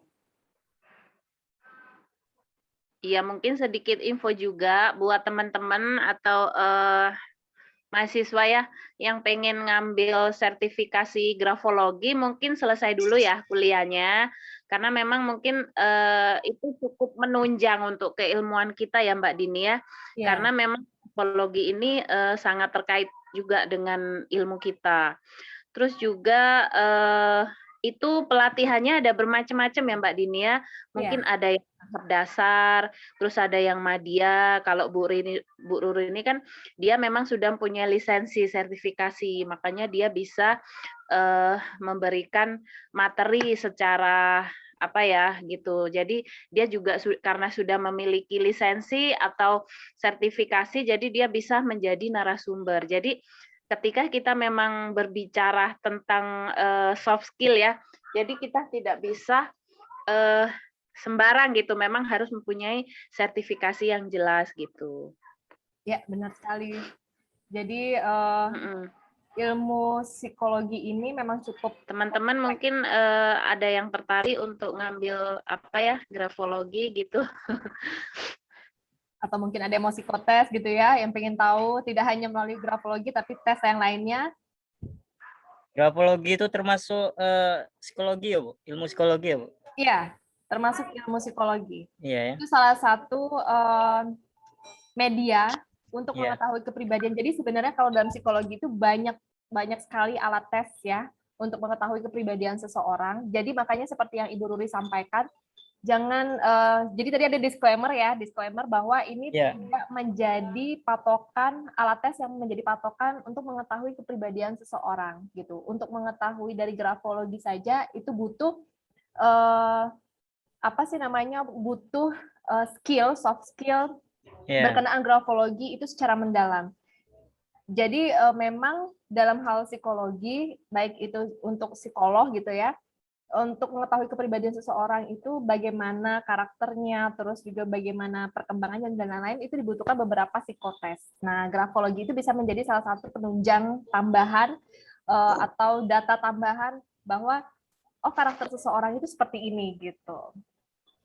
Jadi tulisan tangan itu yang telah disampaikan bagaimana bentuk A-nya, T, dan lain-lain itu tidak berarti bahwa orang itu memiliki karakter demikian yang telah disampaikan sama Ibu Ruri gitu. Ini saya sudah hubungin Ibu Ruri. Ya, Ibu Ruri udah hadir? Alhamdulillah sudah. Alhamdulillah. Dari tadi semua peserta di sini menunggu sekali kehadiran Ibu Ruri gitu kan. Karena penasaran ini selanjutnya gimana gitu. Oke, baik Ibu Ruri. Jaringan ini.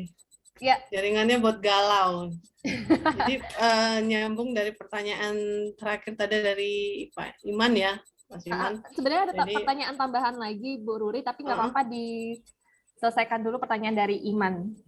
Soalnya tadi jawabnya putus-putus. Jadi apakah ada pengaruh antara intelijensi dengan pengaruh kecerdasan dengan tulisan tangan seseorang gitu ya. Nah, seperti saya bilang, jadi kita bisa menilai seseorang itu dari mulai ada 10 aspek tadi yang di awal itu, dari mulai emosinya, dari mulai cara berpikirnya, dari mulai konsep dirinya, kemudian dari motivasinya gitu. Nah, ketika kita memahami, kalau di psikologi memahami seseorang yang intelijensinya bagus, dikatakan bagus, seperti apa misalnya dalam hal analytical thinking-nya, kemudian bagaimana menganalisa sesuatu gitu ya. Nah, itu yang bisa dilihat dari situ. Jadi kalau di grafologi tidak ada nominal bakunya. Misalnya kalau kita tes intelijensi, itu ada baku misalnya IQ seseorang, kecerdasan seseorang itu 90 gitu ya, atau 110 gitu, ada angkanya. Nah, tapi kalau grafologi hanya melihat kecenderungan, berarti analisa berpikirnya dia mampu melihat sesuatu itu ketika berbicara atau menanggapi seseorang harus lihat buktinya dulu, harus ada sebabnya dulu gitu ya. Kemudian dalam hal motivasinya, orang-orang yang cerdas, orang-orang yang mampu dalam intelijensinya bagus, motivasinya itu bagus.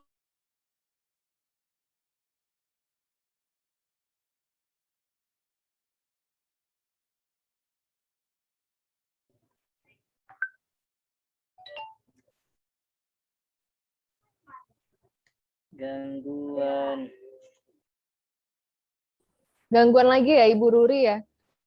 Oke, saya coba hubungin Ibu Ruri untuk matikan kamera aja dulu ya.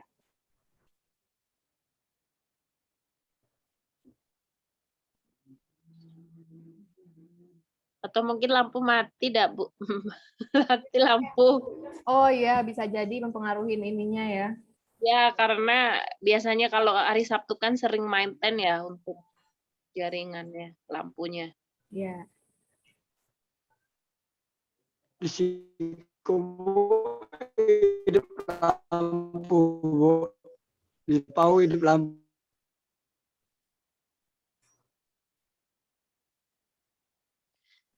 Jadi mungkin sambil menunggu Ibu Ruri ya. Ya, boleh Ibu Juni. Itu biasanya saya kan ada buka biro ya, kerjasama dengan Ibu Ruri juga. Jadi biasanya ada pengetesan yang anak TK, terus anak SMP untuk minat bakat, SMA juga, terus sampai orang mau kerja.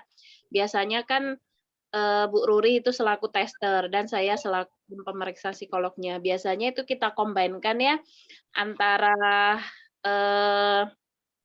hasil tes memang secara psikotes, dan memang Bu Ruri itu mengkombinkan dengan hasil grafologinya. Biasanya Bu Ruri itu mengasih, misalnya coba ceritakan tentang dirinya dan keluarganya, itu menulis si subjek ini ya, suruh menulis di kertas HVS, terus nanti dari situ dia interpretasi tuh bagaimana tulisan tangannya. Ternyata memang setelah kita kombinkan ya antara psikotes dengan hasil grafologi itu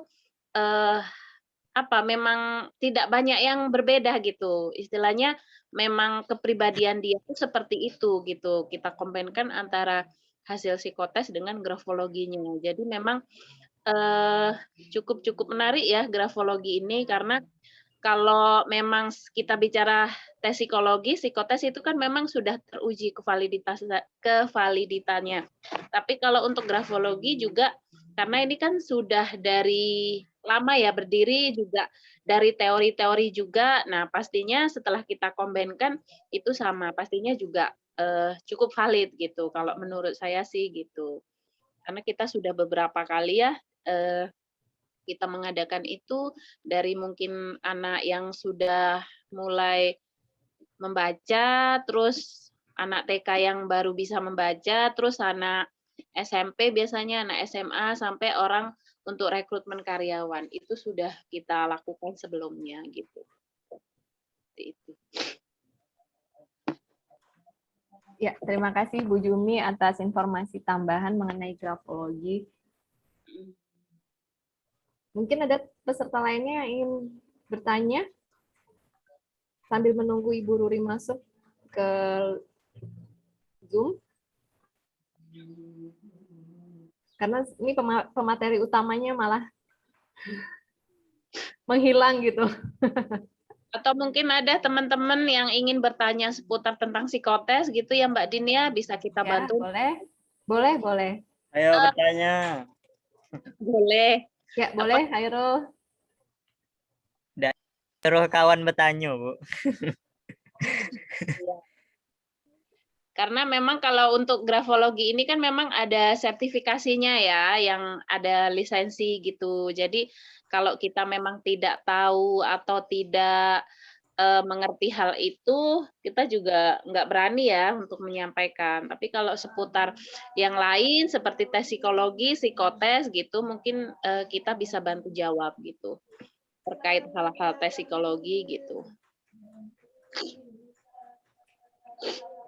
Itu Bu, kalau seandainya kita S2-nya nih Bu, ngambil grafologi gitu, itu gelarnya SPSI MPSI psikolog atau SPSI MPSI aja Bu? Kalau grafologi itu saya juga kurang tahu apakah dia ada khusus S2-nya ya. Ada nggak Mbak Dini? Kalau untuk di Jawa gitu? Ya, sepengetahuan saya grafologi itu adalah salah satu ilmu, salah satu bidang ilmu. Ibarat kata kayak kalau di psikologi itu ada yang namanya ilmu psikologi kepribadian gitu ya. Jadi kalau untuk gelar, kalau saya rasa gelar kalau resmi itu mungkin ke skill ya. Misalnya kayak ada beberapa orang yang mengambil skill hipnoterapi gitu ya. Dia nanti ada gelarnya sendiri. Tapi kalau untuk secara formalnya universitas itu saya kurang tahu. Tapi kalau di Indonesia sendiri di Pulau Jawa itu masih belum. Tapi masih dalam kategori ke ilmu pengetahuan tentang grafologi. Jadi kalau misalnya untuk S2 sendiri, terutama di bidang psikologi, itu memang melewati magister profesi itu. Gitu. Kalau untuk sebutan psikolog ya, itu magister profesi. Nanti dari magister profesi itu ada bidang-bidangnya sendiri. Itu ada bidangnya psikologi industri organisasi ya, Ibu Juni gitu. Kemudian klinis, perkembangan, pendidikan gitu. Ada juga sosial gitu ya. Ya. memang ya semacam ilmu atau keahlian gitu ya. Ya, betul. Apa namanya akademik, tapi dia memang ada kalau untuk di Jakarta atau Jawa itu memang dia ada lembaga-lembaga khusus gitu. Cuman plusnya buat kita adalah kan banyak juga orang yang basicnya non psikologi, banyak yang mempelajari tentang grafologi ini. Tapi alangkah lebih baik kita kalau lebih baik lagi kalau kita sebagai yang punya background psikologi kita mengambil tentang ilmu ini gitu karena memang lebih nyambung gitu ya sama dengan yang di Jakarta kayak assessment center itu juga orang umum bisa ngambil kayak orang hukum, ekonomi, tapi lebih baik lagi nilai plusnya adalah ketika orang psikologi ngambil posisi itu istilahnya tinggal selakal lagi gitu karena memang ilmu kita lebih banyak dipakai gitu karena memang kalau berbicara tentang psikologi gitu ya untuk di daerah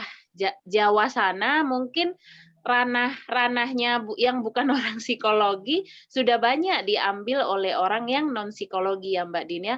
Kalau begitu itu. Jadi alangkah lebih baik kalau kita mempunyai background psikologi kita juga mempunyai skill-skill yang memang berhubungan dengan keilmuan kita gitu. Iya. Ya, betul. Mungkin ada peserta lain yang masih penasaran dengan ilmu psikologi gitu? Ya, yang semester 1 itu mungkin kenapa, apa sih motivasinya mengambil tentang psikologi gitu ya? Ada apa gitu kan? Ada apa sih yang menarik kalau menurut kalian untuk mengambil psikologi gitu? Boleh share pengalamannya kan? Sambil ngisi waktu ya Mbak Dini ya. Iya. Ya. Mungkin ada yang masih penasaran apa sih psikologi ini digunainnya gitu ya. Sejauh mana sih kalau misalnya sarjana psikologi ini nantinya berkecimpungnya, apakah kompetensinya gitu. S1-nya kemana, Bu? Ya, maksudnya yang lulusan sarjana psikologi gitu ya? Iya, Bu. Ya, mungkin Ibu Jumi boleh duluan untuk menjelaskan bagi sarjana psikologi itu kemana aja kompetensinya? Iya, jadi kalau psikologi ini sih sebenarnya ruang lingkup kita ini lebih luas ya. Jadi kita bisa masuk bidang tergantung nih, maksudnya Irul ini masuknya mau ke bidang perusahaan kah, klinik kah, atau ke sekolah gitu ya, ke perkembangan gitu. Jadi bisa kita kalau di sekolah itu kita istilahnya menjadi guru BK bisa. Terus kalau di perusahaan kita menjadi HRD ya. Terus kalau di rumah sakit itu juga HRD di bagian HRD-nya. Kalau misalnya di bidang klinisnya paling kita semacam asisten psikolog klinis ya. Karena memang kalau kita di rumah sakit kalau misalnya berhubungan dengan klinis apalagi rumah sakit jiwa, kalau di rumah sakit jiwa itu biasanya kan dia pasti mempunyai psikolog klinis. Nah, paling kita memang arahnya kalau S1 tuh hanya sebatas asisten ya. Karena kalau S1 itu kan belum bisa mengintervensi si klien. Jadi biasanya memang kita hanya sebatas sebagai terus ada lagi sekarang ilmu baru itu ada psikologi forensik ya. Psikologi forensik itu psikologi forensik itu adalah ilmu yang berkaitan dengan hukum ya. Jadi kayak misalnya saya kan salah satu psikolog di Dinas Pemberdayaan Perempuan dan Anak. Nanti kan kita menghadapi klien-klien yang berurusan dengan hukum. Kayak misalnya sekarang yang kasus lagi booming itu pelecehan terhadap anak, KDRT gitu ya. Nanti itu kan ngelapornya ke Polres, terus Polres dirujuk ke kita, terus kita bikin laporan, bahkan kita sampai ada kalanya menjadi saksi ahli. Nah, itulah misalnya berkaitan dengan hukum itu dengan forensik. Tapi kalau berkaitan dengan forensik S1 itu hanya sebatas asisten psikologi forensik gitu. Jadi kalau S1 itu arahnya memang hanya sebagai asisten ya. Makanya kalau udah S1 psikologi itu kan nanggung. Lebih bagusnya kalian ngambil S2 kan bisa juga nanti menjadi dosen. Di STAI ini masih dibutuhkan ya. Mudah-mudahan kita ke depannya STAI ini untuk psikologi sendiri kita berkembang ya. Bahkan lebih bagus lagi jika kita menjadi institut terus universitas ya Pak Kairan ya. Amin gitu ya. Jadi lebih banyak pastinya dibutuhkan orang-orang yang maksudnya berkompetensi, terus juga sesuai putra daerah setempat gitu ya. Jadi kita memang mengembangkan daerah kita gitu. Itu sih. Terus Bu, dari pengalaman Ibu sendiri kan, seandainya S1-nya tuh bukan ngambil jurusan psikologi nih, misalnya PAI, S2-nya boleh ngambil psikologi atau enggak Bu? Kayak mana tuh? Bisa, tapi itu tidak bisa menjadi psikolog ya. Dia larinya ke science. Nanti dia memang ada namanya mata kuliah matrikulasi gitu. Jadi matrikulasi itu adalah ilmu dasar psikologi, misalnya tentang alat tes, tapi alat tes itu pun tidak semuanya, hanya secara umum yang diajarin pada saat matrikulasi itu.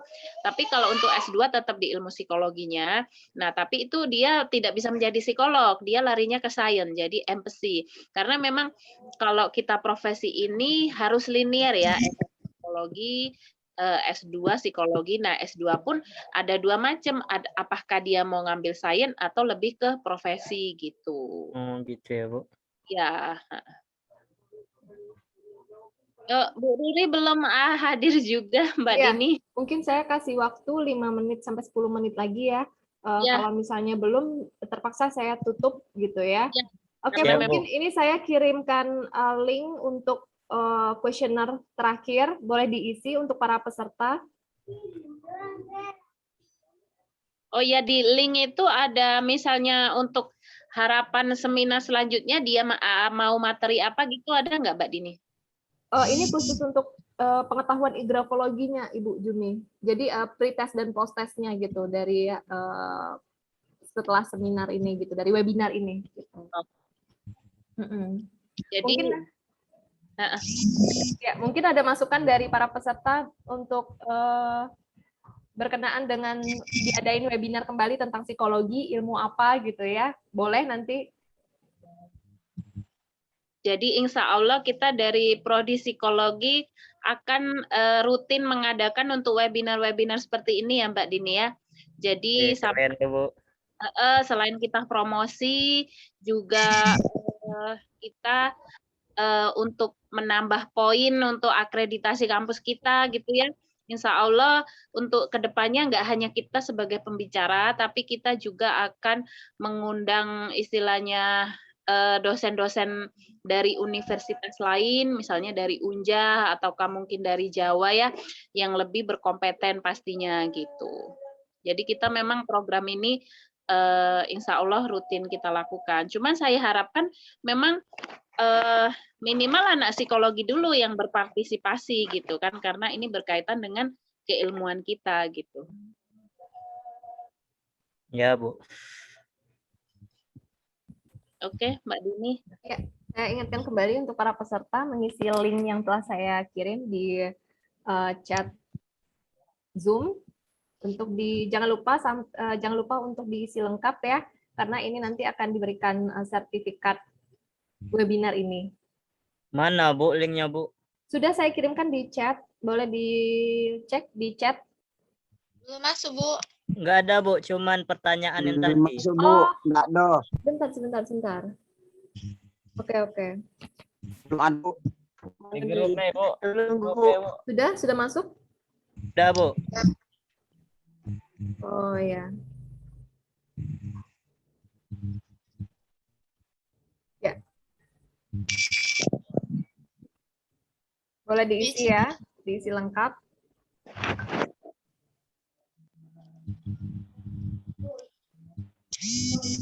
Kita sambil menunggu 5 menit lagi. Kalau Ibu Ruri memang nggak bisa masuk, terpaksa saya untuk menutup pertemuan ini. Kayaknya lampu mati deh itu, mungkin. Ya. Saya chat juga checklist 1. Iya. Ya, nggak apa-apa. Intinya kan kita sudah dapat ya dari webinar kali ini. Mungkin Mbak Dini bisa sedikit menyimpulkan. Ya, baik. Oke. Tadi kita cukup menarik ya ngebahas tentang ilmu grafologi ini, terutama manusia itu kan yang kita ketahui adalah makhluk hidup yang sangat unik ya, memiliki karakter kepribadian yang unik. Tidak ada yang salah dari pribadi seseorang gitu ya, tidak ada yang benar, tidak ada yang salah, tapi proses kita berkembang, bagaimana kita dengan interaksi kita dengan lingkungan, dengan lingkungan luar ya, lingkungan sosial, terus juga dalam keluarga inti gitu, keluarga besar, itu sebenarnya mempengaruhi kepribadian kita. Nah, untuk mengetahui kepribadian itu, memang banyak metode. Salah satunya adalah tentang grafologi gitu ya. Nah, ternyata grafologi ini adalah berkenaan dengan teknik tulisan tangan gitu ya. Mungkin boleh di-mute dulu ya teman-teman yang ini. Ya. Baik. Grafologi ini merupakan salah satu metode yang digunakan untuk mengetahui kepribadian seseorang, yaitu dari tulisan tangan. Nah, dari tulisan tangan tadi sudah disampaikan sama Ibu Ruri ya. Untuk mengetahuinya itu ada bentuk-bentuknya tertentu gitu ya, jenisnya, karakter dari tulisan tangannya. Terus bagaimana kondisi seseorang itu bisa mempengaruhi bentuk tulisannya, walaupun dalam satu individu seseorang itu bisa memiliki tulisan yang berbeda gitu. Nah, cara melihatnya sendiri ya tadi sudah dijelaskan, ada dari tekanannya, terus juga ukurannya, kemudian spasi, kemiringan, margin, baseline gitu.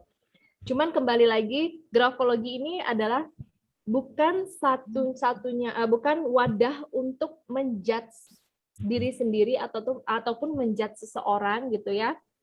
Perlu pemahaman dan juga pengetahuan yang lebih mendalam mengenai grafologi. Tadi setidaknya disampaikan Ibu Ruri tadi cukup mudah dipahamin ya, bahwa grafologi itu memang untuk mengetahui kepribadian seseorang, tapi sekali lagi bukan untuk menjudge gitu. Baik, mungkin itu saja kesimpulannya mengenai grafologi. Ada dari penyampaian masukan lagi dari Ibu Jumi? Mungkin saya tambahkan sedikit aja. Ingat tadi pesan Bu Ruri ya, setelah kita mengikuti webinar ini, kan ada misalnya dia nulisnya miring ke kanan, miring ke kiri, hanya seperti apa. Jadi kalian tidak bisa langsung menjudge, oh berarti kamu seperti ini, tidak bisa move on, tidak percaya diri, itu nggak bisa ya. Jadi kita hanya bisa menyampaikan itu kecenderungan. Kita pun baru mengikuti webinar ini, kita belum bisa istilahnya menjudge karena kita memang belum berlisensi atau bersertifikasi seperti yang disampaikan Bu Ruri. Mungkin itu aja sih. Jadi kita tidak bisa menyampaikan just gini, ini nggak bisa. Kita hanya mungkin kecenderungannya gitu sih yang saya tahu. Kalau misalnya ada teman yang nanya gitu ya, jadi tidak bisa langsung seperti ini gitu. Itu aja sih mungkin. Terima kasih Ibu Jumi atas masukannya. Penekanannya sekali lagi ya, bahwa ilmu psikologi itu tidak bisa kita lihat dari satu sisi gitu ya, tapi kita melihatnya itu dari berbagai macam sudut gitu, sudut pandang, dan juga cukup kompleks. Baik, saya ingatkan kembali untuk mengisi. Jika sudah mengisi, sekarang kita sudah berada di penghujung acara. Walaupun saya sebagai moderator, mohon maaf jika banyak kekurangannya, begitu juga pemateri, mungkin terutama untuk masalah teknisnya ya, sinyal gitu. Tapi semoga para peserta di sini, teman-teman di sini bisa memahami apa yang telah disampaikan oleh Ibu Ruri Angelia berkenaan dengan Who am I, mengenal karakter pribadi melalui tulisan tangan, gitu ya. Baik, sebelum saya tutup, kita ucapkan alhamdulillah birabbil alamin, dan applause untuk kita semua yang masih bertahan sampai akhir. Oke, Bu. Ya. Bravo. Ya, terima kasih atas perhatian dan kerjasamanya teman-teman semuanya. Mohon maaf sekali lagi atas kekurangannya. Wabillahi taufik wa hidayah. Wassalamualaikum warahmatullahi wabarakatuh. Sampai ketemu di webinar. Waalaikumsalam warahmatullahi wabarakatuh. Assalamualaikum warahmatullahi wabarakatuh.